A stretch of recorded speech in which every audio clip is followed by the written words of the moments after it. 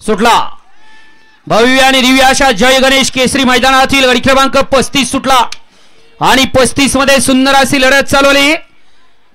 6 गाड्या पळतात आणि 6 गाड्यामध्ये रणसंग्राम पाहायला मिळतोय। अड्याळ गाडी पळते मुरवडेकरांची अतिशय सुंदर आणि समीर अण्णाचं निर्विवाद वर्चस्व।